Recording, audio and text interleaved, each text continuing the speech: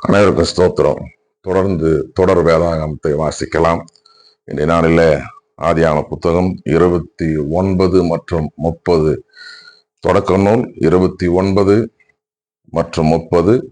29, லாபான் வீட்டை யாக்கோபு வந்தடைதல். யாக்கோபு கீழ் திசை மக்களின் நாட்டை நோக்கி காலெடுத்து வைத்து பயணமானான். இதோ வயல்வெளியில் ஒரு கிணற்றையும் அதன் அருகே கிடை போட்டிருந்த ஆட்டு மந்தைகள் 3ஐயும் கண்டார். அந்த கிணற்றிலிருந்து தான் மந்தைகளுள் தண்ணீர் காட்டப்படும் அதன் வாய் ஒரு பெரிய கல்லால் மூடப்பட்டிருந்தது. மந்தைகள் எல்லாம் ஒன்று சேர்ந்தபன் இடையர்கள் கல்லை புரட்டி அவை குடித்து முடிந்ததும் மறுபடியும் கல்லை கிணற்று வாயின் மேல் தூக்கி வைப்பது வழக்கம். யாக்கோபு இடையர்களை நோக்கி, சகோதரரே, நீங்கள் எங்கிருந்து வருகிறீர்கள் என அவர்கள், நாங்கள் காரானிலிருந்து வருகிறோம் என்றார்கள். மீண்டும் அவர், நாகோரின் பேரன் லாபானை உங்களுக்கு தெரியுமா என்று கேட்க, அவர்கள், அவர் எங்களுக்கு தெரியும் என்றார்கள். அவர் நலம்தானா என்று யாக்கோபு கேட்க, அவர்கள், ஆம், அவர் நலமே, இதோ அவர் மகள் ராகேல் தன் ஆடுகளை ஓட்டி கொண்டு வருகிறாள் என்றார். அப்பொழுது யாக்கோபு, பொழுது சாய், இன்னும் வெகு நேரம் இருக்கிறது, மந்தைகள் ஒன்று சேர்ப்பதற்கு நேரம் ஆகவில்லை, ஆடுகளுக்கு தண்ணீர் காட்டி மேய்ச்சலுக்கு இட்டு செல்லுங்கள் என்றார். அதற்கு அவர்கள், நாங்கள் அப்படி செய்யக்கூடாது, ஏனெனில் எல்லா மந்தைகளையும் ஒன்று சேர்த்த பின்னரே கிணற்று வாய் நின்று கல் புரட்டப்படும், அப்பொழுதுதான் ஆடுகளுக்கு தண்ணீர் காட்டுவோம் என்று சொன்னார்கள். இப்படி அவர்கள் பேசிக்கொண்டு இருக்கிற ஆடு மேய்ப்பவளான ராகேல் தன் தந்தையின் ஆடுகளை ஓட்டி கொண்டு வந்தாள். ராகேல் தன் தாய்மாமன் லாபானின் மகள் என்றும் ஆடுகள் அவனுடையவை என்றும் யாக்கோபு கண்டார். எனவே கிணற்றை மூடியிருந்த கல்லை புரட்டி தன் தாய்மாமன் லாபானின் மந்தைக்கு தண்ணீர் காட்டினார். பின் ராகலை முத்தமிட்டு கதறி ஆனந்த கண்ணீர் விட்டார். பின்பு தாம் அவள் தந்தைக்கு உறவினர் என்றும் ரெபேக்காவின் மகன் என்றும் அவளுக்கு தெரிவிக்க, உடனே அவள் ஓடிப்போய் தன் தந்தையிடம் சொன்னாள். தன் சகோதரியின் மகன் யாக்கோபு வந்த செய்தி கேட்டவுடன் லாபான் அவருக்கு எதிர்கொண்டோடி அவரை அரவணைத்து முத்தமிட்டு தன் வீட்டுக்கு அழைத்து சென்றான். அங்கு யாக்கோபு தமக்கு நேர்ந்தவற்றையெல்லாம் எடுத்துரைத்தார். லாபான் அவரிடம், நீ என் எலும்பும் சதையும் அல்லவா என்றான். அவனுடன் அவர் 1 மாத காலம் தங்கியிருந்தார். யாக்கோபு லேயாளையும் ராகேலையும் மணந்து கொள்ளல். அதன் பின் லாபான் யாக்கோபை நோக்கி, நீ என் உறவினர் என்பதற்காக ஒன்றும் வாங்காமல் எனக்கு வேலை செய்யலாமா? சம்பளம் எவ்வளவு கேட்கிறாய் என்று சொல் என்றான். லாபானுக்கு 2 புதல்வர் இருந்தனர். மூத்தவள் பெயர் லேயா, இளையவள் பெயர் ராகேல். ஆனால் லேயா மங்கிய பார்வையுடையவள், ராகேலோ வடிவழகும் எழில் தோற்றம் உள்ளவள். யாக்கோபு ராகேலை விரும்பினார். எனவே அவர், உன் இளைய மகள் ராகேலுக்கு 7 ஆண்டுகள் கூட வேலை செய்கிறேன் என்றார். அதற்கு லாபான், அவளை அந்நியனோடு கொடுப்பதை விட உனக்கு கொடுப்பதே மேல், என்னோடு தங்கியிரு என்றார். அப்படியே யாக்கோபு 7 ஆண்டுகள் ராகேலை முன்னிட்டு வேலை செய்தார். ஆனால் அவர் அவள் மீது வைத்திருந்த அன்பின் மிகுதியால் அது அவருக்கு சில நாட்களாகவே தோன்றியது. பின் யாக்கோபு லாபானை நோக்கி, நான் என் மனைவியோடு சேரும் பொருட்டு அவளை எனக்கு தாரும், என் ஒப்பந்த நாள் நிறைவேறி விட்டன என்றார். ஆகவே லாபான் ஊர் மக்கள் அனைவரையும் அழைத்து திருமண விருந்தளித்தான். ஆனால் மாலையானதும் அவன் தன் மகள் லேயாளை அழைத்து கொண்டு போய் யாக்கோபிடம் விட அவர் அவளுடன் உறவு கொண்டார். லாபான் தன் மகள் லேயாளுக்கு பணிபுரிய தன் பணிப்பெண் சில்பாவை கொடுத்தான். அதிகாலையில் அந்த பெண் லேயா என்று கண்டு யாக்கோபு லாபானை நோக்கி, நீர் எனக்கு ஏன் இப்படி செய்தீர்? ராகேலுக்காக அல்லவா நான் இவனுடன் வேலை செய்தேன், என்னை ஏமாற்றியது ஏன் என்றார். அதற்கு லாபான், மூத்தவள் இருக்க இளையவளை கொடுப்பது எங்கள் ஊர் வழக்கமில்லை, ஆகையால் நீ இவளோடு 7 நாட்கள் கழி, இன்னும் 7 ஆண்டுகள் என்னிடம் வேலை செய்தால் அவளையும் உனக்கு கொடுப்பேன் என்றான். அவர் யாக்கோபு லேயாளுடன் 7 நாள்களை கழித்தார். அதன் பின் லாபான் தன் மகள் ராகேலை அவனுக்கு மனைவியாக கொடுத்தான். லாபான் தன் மகள் ராகேலுக்கு பணிபுரிந்த தம் பணிப்பெண் பில்காவையும் கொடுத்தான். யாக்கோபு ராகேலுடன் கூடி வாழ்ந்தான். அவளை லேயாவை விட அதிகம் நேசித்தார். லாபானிடம் மேலும் 7 ஆண்டுகள் வேலை செய்தார். யாக்கோபின் புதல்வர்கள். இப்படி இருக்க லேயா வெறுப்புக்குள்ளானதை ஆண்டவர் கண்டு அவருக்கு தாய்மை பேறு அருளினார். ராகேலோ மலடியாகவே இருந்தார். லேயா கருத்தாங்கி ஒரு மகனை பெற்றெடுத்தார். ஆண்டவர் தன் தாழ்நிலையை கண்ணோக்கினார். இப்பொழுது என் கணவர் என் மீது அன்பு கூறுவார் என்பது உறுதி என்று கூறி அவருக்கு ரூபன் என்று பெயரிட்டார். மீண்டும் அவர் கருத்தாங்கி ஒரு மகனை பெற்றெடுத்தார். நான் வெறுப்புக்குள்ளானேன் என்பதை ஆண்டவர் கேட்டு இவனையும் எனக்கு தந்தருளினார் என்று சொல்லி அவனுக்கு சிமியோன் என்று பெயரிட்டார். அவர் மீண்டும் கருவுற்று இன்னொரு மகனை பெற்றெடுத்தார். இப்பொழுது என் கணவர் என்னோடு இருந்திருப்பார் என்பது உறுதி, ஏனெனில் நான் அவருக்கு 3 புதல்வரை பெற்றெடுத்துள்ளேன் என்று கூறி அவனுக்கு லேவி என்று பெயரிட்டார். அவர் மீண்டும் கருத்தாங்கி ஒரு மகனை பெற்றெடுத்தார். இப்பொழுது ஆண்டவரை நான் மாட்சிப்படுத்துவேன் என்று சொல்லி அவனுக்கு யூதா என்று பெயரிட்டார். அதன் பின் அவருக்கு பிள்ளை பேறு நின்று போயிற்று. தொடக்க நூல் 30 தொடர்ந்து வாசிக்கலாம்.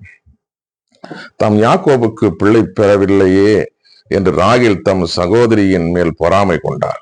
அவர் தம் கணவனை நோக்கி, நீர் எனக்கு பிள்ளைகளை தாரும், இல்லையேல் செத்து போவேன் என்றார். யாக்கோபு அவர் மீது சினம் கொண்டு, நான் என்ன கடவுளா? அவரல்லவா உனக்கும் தாய்மை பேறு தராதிருக்கிறார் என்றார். அப்பொழுது ராகேல், இதோ என் பணிப்பெண் பில்கா, நீ அவளோடு கூடி வாழ்வீர். அவள் எனக்காக பிள்ளை பெற்று என் மடியில் வைக்க நானும் அவள் மூலம் பிள்ளை பெறுவேன் என்றார். பின்பு அவருக்கு தம் பணிப்பெண் பில்காவை மனைவியாக கொடுக்க அவரும் அவளுடன் கூடி வாழ்ந்தார். பில்கா கருவுற்று யாக்கோபுக்கு ஒரு மகனை பெற்றெடுத்தாள். ராகேல், ஆண்டவர் எனக்கு நீதி வழங்கி என் மன்றாட்டை கேட்டருளி எனக்கு ஒரு மகனை தந்தார் என்று சொல்லி அவனுக்கு தான் என்னும் பெயரிட்டார். பில்கா மீண்டும் கருவுற்று மற்றொரு மகனை பெற்றாள். ராகேல், நான் என் சகோதரியோடு கடுமையாக போராட்டங்களில் ஈடுபட்டு வெற்றி கொண்டேன் என்று கூறி அவனுக்கு நப்தலி என்று பெயரிட்டார். லேயா தமக்கு பிள்ளை பேறு நின்று விட்டதென்று கண்டு தம் பணிப்பெண் சில்பாவை யாக்கோபுக்கு மனைவியாக கொடுத்தார். லேயாவின் பணிப்பெண் சில்பா யாக்கோபுக்கு ஒரு மகனை பெற்றெடுத்தார். லேயா, நான் நற்பேறு பெற்றுள் என்று சொல்லி அவனுக்கு காத்து என்று பெயரிட்டார். லேயாவின் பணிப்பெண் சில்பா மீண்டும் யாக்கோபுக்கு ஒரு மகனை பெற்றெடுத்தார். லேயா, எனக்கு எவ்வளவு மகிழ்ச்சி, பெண்டீர் என்னை மகிழ்ச்சி பெற்றவள் என்று சொல்லி அவனுக்கு ஆசேர் என்று பெயரிட்டார். கோதுமை அறுவடை காலத்தில் ரூபன் வயல்வெளியில் தூதாயும் கனிகளை கண்டு அவற்றை தன் தாய் லேயாரிடம் கொண்டு வந்து கொடுத்தான். ராகேல் அவரிடம், உன் மகன் கொண்டு வந்த தூதாயும் கனிகளில் எனக்கும் கொஞ்சம் கொடு என்று கேட்டார். அதற்கு அவர், என் கணவனை நீ பறித்து கொண்டது போதாதா? என் மகன் கொண்டு வந்த கனிகளையும் பறித்து கொள்வாயோ என்றார். அப்போது ராகேல், சரி, உன் மகன் கொண்டு வந்தது தூதாயும் கனிகளுக்கு பதிலாக அவர் இன்றிரவு உன்னோடு கூடியிருக்கட்டும் என்றார். மாலை வேளையில் யாக்கோபு வயல்வெளியில் திரும்பி வந்த பொழுது லேயா அவருக்கு எதிர்கொண்டு போய், நீர் என்னோடு கூடியிருக்க வேண்டும், ஏனெனில் என் மகன் கொண்டு வந்த தூதாயும் கனிகளை ஈடாக கொடுத்து உம்மை நான் வாங்கி கொண்டேன் என்றார். அவர் அன்றிரவுக்கும் அவரோடு கூடியிருந்தார். கடவுள் லேயாவுக்கு செவி சாய்த்தார். அவர் கருத்தாங்கி யாக்கோபுக்கு 5ஆம் மகனை பெற்றெடுத்தார். நான் என் பணிப்பெண்ணை என் கணவருக்கு கொடுத்ததற்காக கடவுள் எனக்கு ஈடு செய்துள்ளார் என்று சொல்லி அவனுக்கு இசக்கார் என்று பெயரிட்டார்.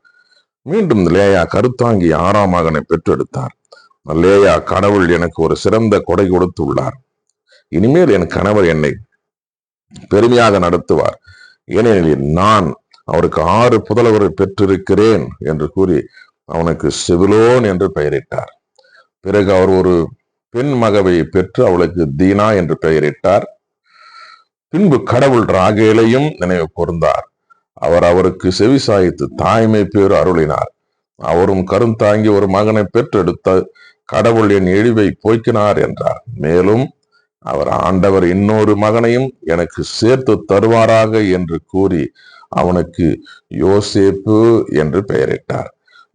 யாக்கோபின் உடைமைகள். ராகேல் யோசேப்பை பெற்ற பின் யாக்கோபு லாபானை நோக்கி, என் சொந்த இடத்திற்கும் நாட்டிற்கும் திரும்பி போக என்னை அனுப்பி வைப்பீராக. என் மனைவியரையும் என் பிள்ளைகளையும் எனக்கு தந்து என்னை போகவிடும். அவர்களுக்காக நான் உம்முடைய வேலை செய்துள்ளேன். நான் உமக்கு செய்துள்ள வேலை என்னதென்று உமக்கு தெரியும் என்றார். லாபான் அவரை நோக்கி, உமக்கு தடையேதும் இல்லையெனில் தயவு கூர்ந்து இங்கேயே தங்கிவிடும். உன் பொருட்டு ஆண்டவர் எனக்கு ஆசி வழங்கியிருக்கிறார் என்பதை குறிபார்த்து அறிந்து கொண்டேன். உமக்குரிய கூலியை குறிப்பிடும். நான் அதை கொடுத்து விடுகிறேன் என்றார்.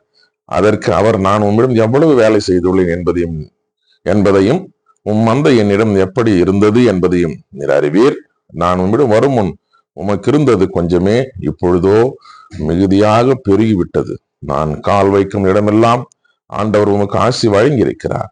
என் குடும்பத்திற்காக நான் உழைப்பது எப்பொழுது என்றார். அதற்கு லாபான், நான் உமக்கு என்ன தர வேண்டும் என யாக்கோபு எனக்கு நீர் ஒன்றும் தர வேண்டியதில்லை.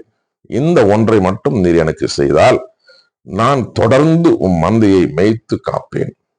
உம் மந்தைகளோடு இன்று நான் செல்வேன். அவற்றினின்று கலப்பு நிறமோ புள்ளியோ உடைய செம்மறியாடுகளையும் கருப்பு நிறம் கொண்ட ஆட்டுக்குட்டிகள் அனைத்தையும் புள்ளியோ கருப்பு நிறம் உடைய வெள்ளாடுகளையும் தனியாக பிரித்துக் கொள்வேன். இவை எனக்குரிய கூலியாக இருக்கட்டும். எனக்குரிய பங்கை சரிபார்க்க நீர் வரும்பொழுது என் நேர்மை எனக்கு சான்று பகர்வதாக. கலப்பு நிறமோ புள்ளியோ இல்லாத வெள்ளாட்டையோ கருப்பு நிற ஆட்டுக்குட்டியையோ நீர் கண்டால் அது திருடப்பட்டதாக எண்ணப்படும் என்றார். அதற்கு லாபான், நீ சொன்னபடியே ஆகட்டும் என்றான். ஆனால் அன்றைய அவன் வரியோ புள்ளியோ உடைய வெள்ளாட்டு கிடாய்களையும் கலப்பு நிறமோ புள்ளியோ உடைய வெள்ளாடுகள் அனைத்தையும் வெள்ளை புள்ளி கொண்ட எல்லாவற்றையும் கருப்பா இருந்த எல்லா ஆட்டுக்குட்டிகளையும் பிரித்து தம் புதல்வரிடம் ஒப்படைத்து தனக்கும் தன் மந்தைகளை மேய்த்து வந்த யாக்கோபுக்கும் இடையில் 3 நாள் வைத்திரம் இருக்கும்படி செய்து விட்டான். அதை கண்ட யாக்கோபு புன்னை, வாதுமை, அர்மோன் என்னும் மரங்களின் பசிய கொப்புகளை வெட்டி அவற்றில் இடையிடையே உள்ள உள்தண்டின் வெள்ளை பகுதி தெரியுமாறு உரித்தார். மேலும் தம் மந்தைகள் தண்ணீர் குடிக்க வரும்பொழுது ஆடுகள் அந்த வரியுள்ள கொம்புகளை எதிரில் கண்டு பொழிந்து சினைப்படும் பொருட்டு நீர் தொட்டிகளில் அவற்றை அவர் போட்டு வைத்தார். பொழியும் நேரத்தில் அக்கொம்புகளை கண்டு பொழிந்த ஆடுகள் வரியோ கலப்பு நிறமோ புள்ளியோ குட்டி உடையவைகள் என்றன. மேலும் யாக்கோபும் ஆட்டுக்குட்டிகளை பிரித்தெடுத்தார். லாபானின் மந்தைகளில் வரியோ கருப்பு நிறமோ உடைய ஆடுகளை நோக்கி மந்தையை நிற்க செய்தார். தமக்குரிய மந்தைகளை லாபானின் மந்தையோடு சேராமல் பிரித்து வைத்தார். மந்தையின் வலிமையுள்ள ஆடுகள் பொழியும் பொழுது மந்தைக்கு எதிரே இருந்த நீர்த்தொட்டியில் அக்கொம்புகளை போட்டார். அக்கொம்புகளிடையே அவை பொழிந்தன. வலிமையற்ற ஆடுகளுக்கு முன் கொம்புகளை போடவில்லை. எனவே லாபானின் ஆடுகள் வலுவற்றவையாகவும் யாக்கோபின் ஆடுகள் வலுவுள்ளவைகளாயும் ஆயின. இவ்வாறு யாக்கோபு பெரும் செல்வரானார். மந்தைகள், வேலைக்காரர், வேலைக்காரிகள், ஒட்டகங்கள், கழுதைகள் ஆகியவற்றை அவர் பெருமளவில் கொண்டிருந்தார். வாசிக்கு தெரிந்து கொள்ளப்பட்ட தொடக்க நூல் 29-30 வாசித்து முடிந்தாயிற்று. கடவுளுக்கு மகிமையும் மாட்சிமையும் உண்டாவதாக. தொடர்ந்து தொடர் வேதாகமத்தை வாசிப்போம். கடவுள் நம்மையும் குடும்பங்களையும் ஆசீர்வதித்து காப்பாராக. ஆமென்.